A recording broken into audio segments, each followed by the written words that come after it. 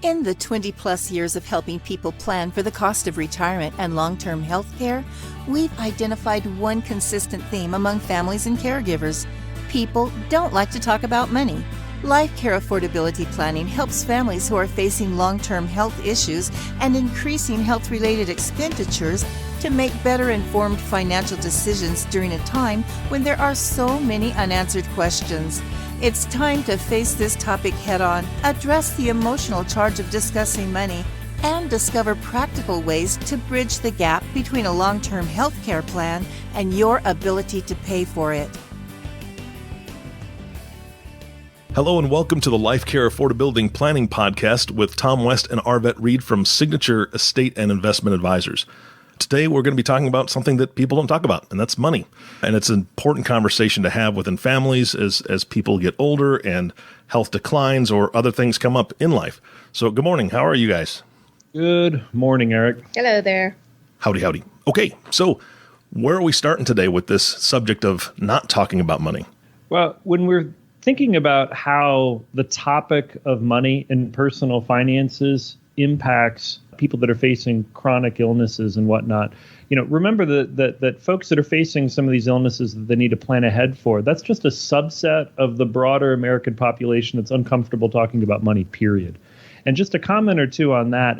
Part of what you see with a lot of personal finance literature and media, speaking to a lack of financial literacy. One of the things that contributes a lot to a lack of financial literacy is just a personal resistance to talk a lot about money. And I think one of the things that's important to recognize in American society is, money is a topic that on a personal level, people feel very judged about. People feel very insecure about. They don't want to be second guessed. And when you're moving into a chapter of a family's life where things are changing quite a bit, that insecurity doesn't go away. Sometimes it's amplified. Now that they might be in a circumstance where the cost of care associated with the plan of care gets a whole lot more significant, they just might feel a little bit more vulnerable, and there might be a default tendency to try to be protective about that information. Well, and to me, it's not even about the fear that someone's going to second guess them. They might just feel stupid about the topic altogether. There are just a lot of people out there that are uncomfortable talking about money at a basic level. You didn't grow up talking about it. You don't talk about it with your friends. So, coming from the healthcare world and then jumping into the finance world, you guys talk about money all the time. You probably talk about money with your own families because you're finance professionals, but the rest of the world doesn't. Yeah, we're the weird ones. There's no doubt. And by the way, the flip side is true too, because I think sometimes there's a little bit of oversharing about what your health problems are or my health issues. Just going to the gym in the morning, the number of unsolicited news updates that I have from the other guys in the locker room cleaning up, it's overwhelming in terms of all the information that I didn't need to know.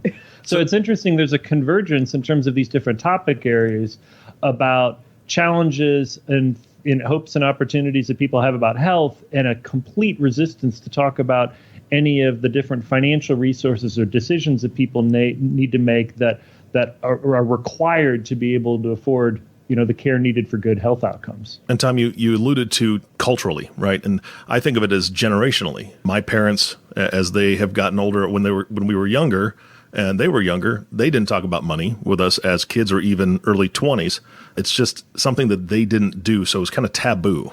Yeah, I think, and there is a generational component to it as well. I think that part of just a comment on generations, I think one of the things, for example, that the difference between greatest generation and then boomers and then down to millennials, each of these generations have dramatically different outlooks for how they're going to be financing retirement and healthcare as sort of a subset of retirement. As pensions get pulled away, over the course of the last decade or two, you have this cohort of boomers that are all going towards retirement with the expectations that they're going to be able to spend and to live the same way that their parents did in retirement.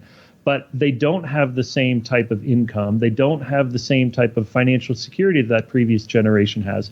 The lack of an ability to talk about money and to be self-aware of where you are in these different generational differences, that only exaggerates. And I think that the other piece too, Eric, that I think is important, particularly when you're talking inside the family, if you have two different generations that each have discrete reasons for not liking to talk about money, that doesn't make the conversation flow anymore when you have different reasons that everybody wants to clam up about the topic. Well, I think for me, it's also back to the idea that we are adults, and in our jobs, we have to talk about budgets and numbers and targets. And so we can talk about numbers in a sense from a professional standpoint, but when we go home, we're not talking about personal finances. So how do we help people understand that it's just as important to take ownership and responsibility for what's going on in your household and teaching those in your household as you would take in a professional work environment with your team? Right. So I think that one of the ways that we'd like to frame this and get back to how families need to talk about money in a different way when they're dealing with long-term care. I think that there's this whole dialogue that we can have about how to improve financial literacy and communication. But we want to start, I think, with the tail end of a lot of people's retirement, where we sometimes have some attendant healthcare costs, because that's where I think that the population is sometimes the most vulnerable. And if you think of what are the implications of different families in different life chapters of not being able to talk about money, well, sometimes it can be most severe at that tail end of retirement when there's changing health and there's changing decision making. Because if we make mistakes then about money, if we don't change the way that we think about cash flow or taxes or investments, then there might not be enough money to pay to take care of somebody. So, what are the implications of that? Well, you're talking about people not asking for help, not getting the help they need. Maybe sometimes people have the ability to afford care, but because they don't have the capacity to talk about it, they don't get help that they would be able to, just because they're sort of intentionally blind to this as a topic. So our focus today is specifically on those families that have some transitions that involve money but are not about money, and really, really want to sort of delve in a little bit more into some of the psychology on why this topic is so difficult. And then when you're thinking specifically about, for example, an individual who might have a family role of doing a lot of financial decision making, if it's the dad was the one that took care of the investments and the bills, where mom had different type of responsibilities in their marriage or the family coming up, like what happens when dad's ability to manage personal finances becomes a little bit more compromised? What are some of the reasons that dad might not want to talk about it? And we can explore that a little bit more. Arvette, any thoughts on that, on where people would start? So you bring up a really interesting point, Tom, because when you're talking about someone who has had the primary role and then now have an illness, whether it's dementia or whether it's just physical illness and they just can't deal with it anymore, that's really hard. It's hard for the person with the illness, and it's also hard for their loved ones that are watching it, right? So let's talk a little bit about that person. Now, all of a sudden, something that they've done for a long time and maybe enjoyed doing, they can no longer do, but they haven't necessarily taught anybody else how to do it. Right. So now they're feeling vulnerable because they can't do it the way they used to. And now they're feeling guilty that they actually haven't talked to anybody else about how to do it. They're like having a plan B in place. Having a plan B in place. Yeah, they right? feel defeated. I mean, I assume you'd feel very defeated in that situation.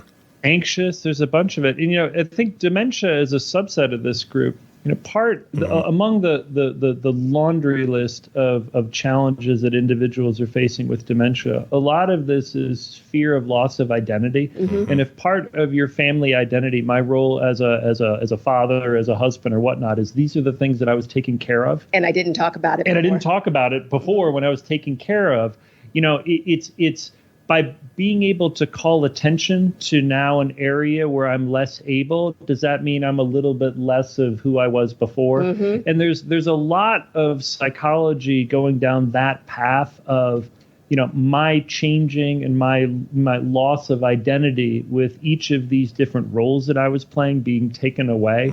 There's this whole attendant sort of who am I type of thing that sometimes is very correlated with depression with some of these folks. So sometimes, the conversation about why you're not talking about money, maybe it's a bigger thing than that. Maybe with dementia, it's something that has a lot more to do with identity. It's a domino effect. It very much can be. I think that the other piece too, individuals that have some illness that were primary decision makers, they're also feeling very vulnerable, Eric, about people telling them what to do and responsibilities being taken away from them before they're ready to give them up. And maybe there's sort of an acceptance dimension to, how self-aware I am in this situation. Denial is a really big deal with different parts of the population that needs some assistance with chronic illness. I mean, that you can speak a little bit to that, Arvette, about just denial being a gigantic impediment for people asking for help. I think that when I'm thinking of denial, it's like, I'm doing fine, I don't need any help, as sort of a defensive mechanism where you're right. Maybe sometimes people are scrambling to figure out what to do next. Yeah. Well, and the other part of it is back to the idea of them feeling guilty is maybe they've also now realized, because they've been in charge of finances, that their healthcare situation is now costing way more than they ever anticipated. And it's also putting them in a position where they're not able to do the things that they thought they were going to be able to do for their loved ones. So that's another part of the guilt. The guilt could be, I'm not doing this as well as I used to. And now all those promises, like I promised I was going to take the grandkids to the beach, or I promised I was going to pay for the grandkids to go to grad school, or I promised my wife she was going to get that, new car, whatever it is. Right. And you haven't, and since most likely the person hasn't been talking about money to anyone else, but they know that they're spending way more than they ever did before because of the healthcare need. Right. And I think that's right. What about the fact that some of them probably don't even realize it? I think about my grandfather and how many times he told me the same story and didn't remember that he'd actually already told me that. And you smile and you listen and you know that you've heard it before and you just enjoy his company. However, he thinks he's telling you for the first time. So there may be just a lack of awareness that they don't have that same memory capability, and they just don't know that they are not able to handle the finances anymore. And so they just don't do anything about it. That's the perfect timing, because if no one in the family has talked about money prior to that point, there's no way Grandpa's going to talk about money now. Absolutely. Yeah. There's sort of an inability to pivot. Depending on ways, we know about brain function and neural pathways. And when people start thinking about a topic, about vacation, about money, about love, about kids, whatever it ends up being, there are patterns to thinking that groove, like erosion on a riverbank.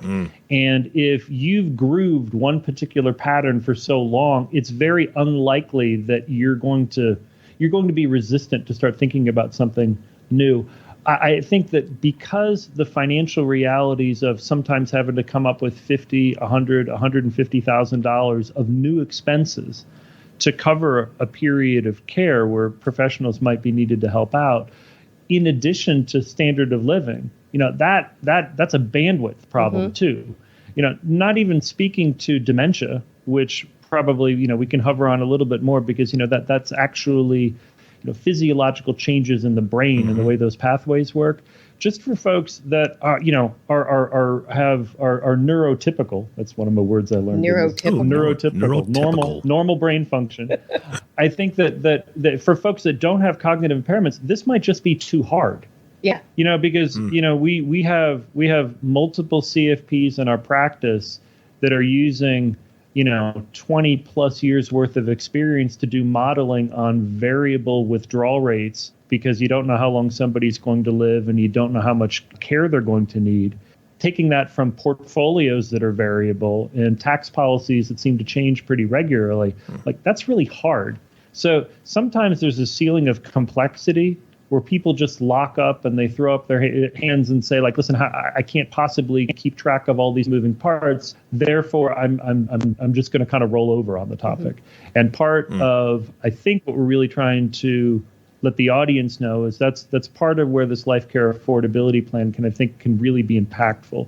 As we continue to discuss this, we're going to identify areas that you can really refine a lot of the assumptions about how much things are going to cost in a way that can support much more effective decision making. And sometimes, coming back to the topic of the day,